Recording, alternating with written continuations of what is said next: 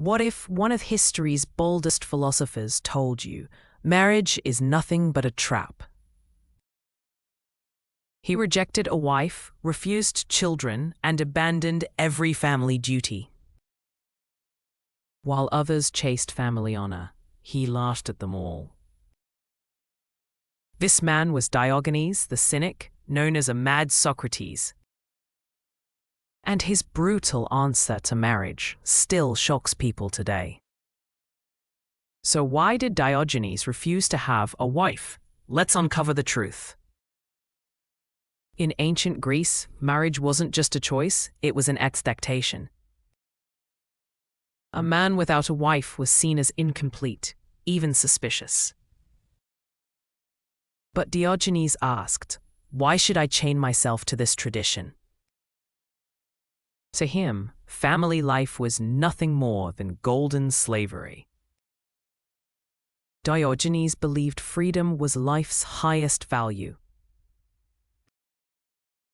A wife, children, property, these were cages disguised as happiness. He once said, "Why raise children when I can raise my mind?" Society saw him as reckless, but he saw himself as free. To him, philosophy was a wife, and wisdom was his only child. Nature, not marriage, was his true family. He lived with simplicity, not with social duties. Other philosophers debated love and household duties. But Diogenes mocks them all, saying, "Why argue about chains?" While others dreamed of wives and wealth, Diogenes dreamed only of freedom. Diogenes didn't just reject marriage quietly, he attacked it brutally. He mocked husbands as prisoners who had chained themselves.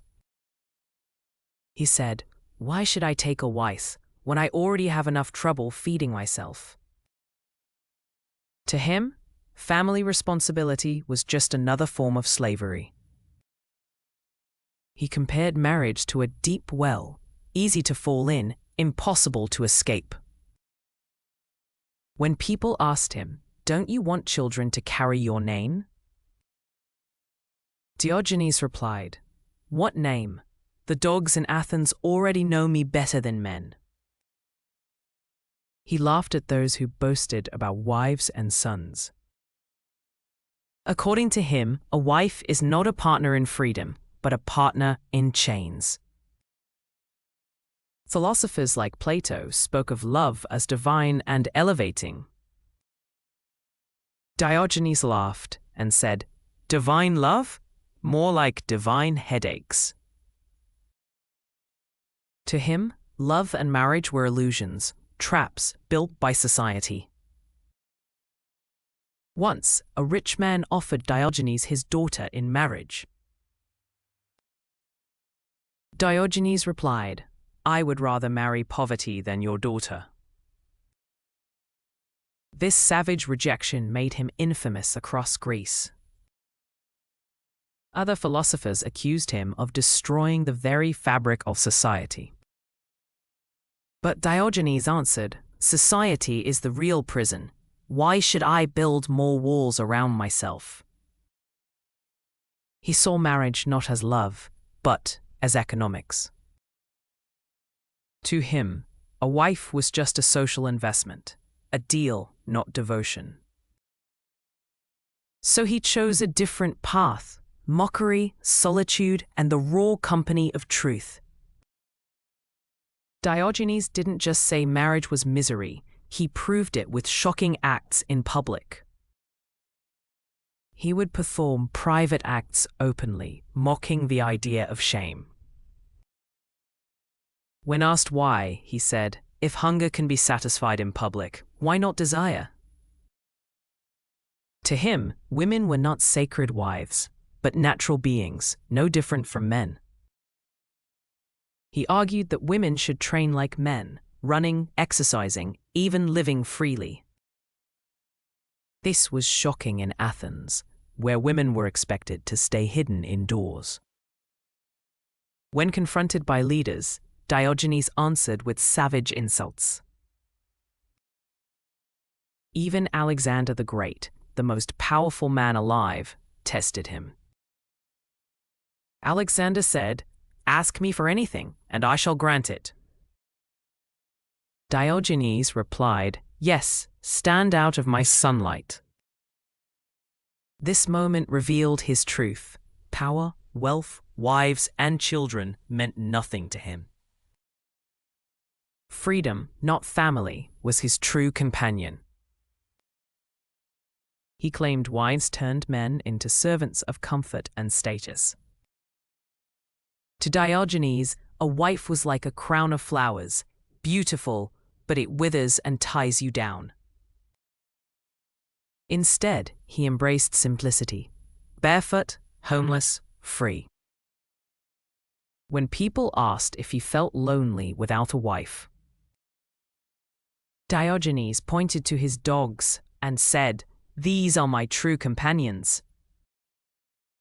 To him, loyalty came from nature, not from marriage contracts. Where society saw shame, he saw freedom.